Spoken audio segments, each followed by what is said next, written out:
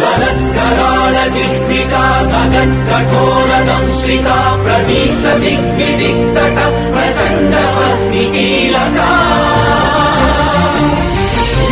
सहस्र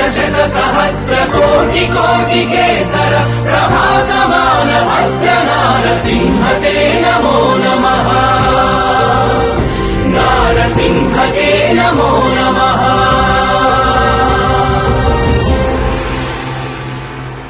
कठोरदंश्रिका प्रदीप्त दिग्विदिक्तट प्रचण्डमग्निकीलका सहस्र सहस्र कोटि कोटि केसर प्रभासमान भद्र नारसिंह ते नमो नमः।